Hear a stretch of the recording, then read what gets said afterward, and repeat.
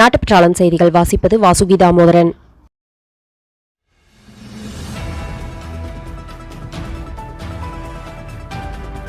பெண்களுக்கு தமிழக அரசு அறிவித்த பஸ்களின் அவலநிலை.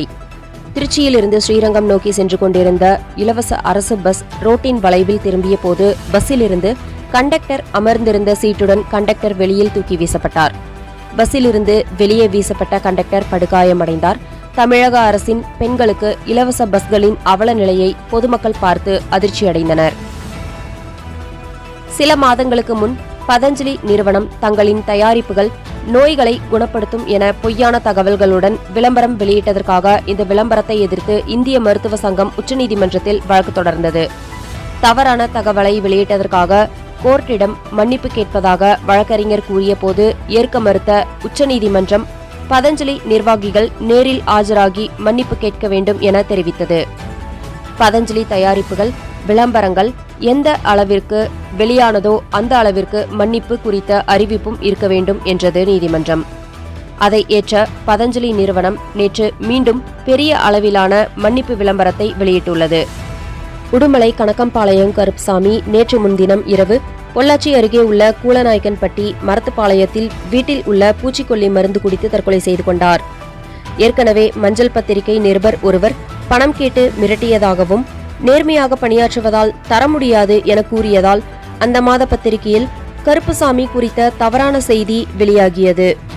இதனால் மனமுடைந்த அவர் தற்கொலை செய்து கொண்டதாக அவர் குடும்பத்தினர், நண்பர்கள், அரசு ஊழியர்கள் சங்கம் சார்பில் குற்றச்சாட்டு இருந்தது.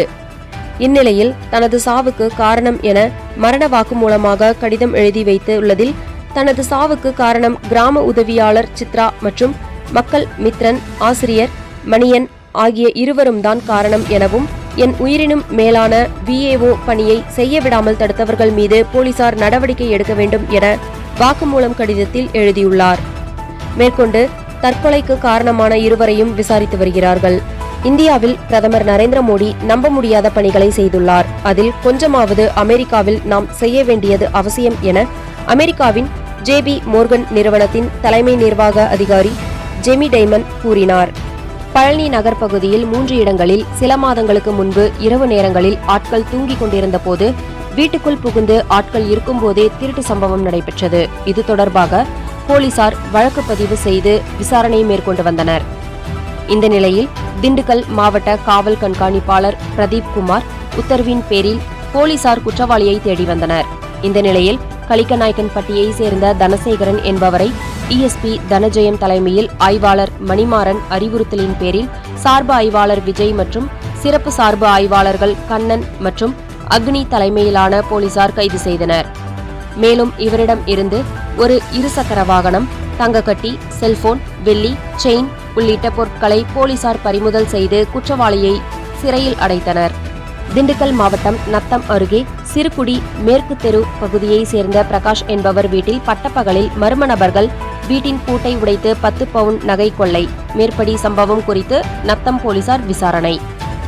தற்போது 7 கட்டங்களாக நடந்து கொண்டிருக்கும் பாராளுமன்ற தேர்தல் முடிவுகள் ஜூன் 4ஆம் தேதி வெளியாகும். தமிழகத்தில் கொளுத்தும் வெயிலின் வெப்ப அலை காரணமாகவும் பள்ளி தேர்வுகள் முடிந்து கோடை கால விடுமுறை என்பதாலும் ஜூன் மாதம் சில பள்ளிகள் 6ஆம் தேதி மற்றும் 10ஆம் தேதி திறக்கப்பட உள்ளன. மாதம் தவறாமல் வெளிவரும் நாட்டுப்பற்றாளன் பத்திரிகையின் செய்தியாளராக பணிபுரிய விருப்பம் உள்ளவர்கள் கீழே உள்ள நிர்வாக அலைபேசி எண்களில் தொடர்பு கொள்ளலாம்.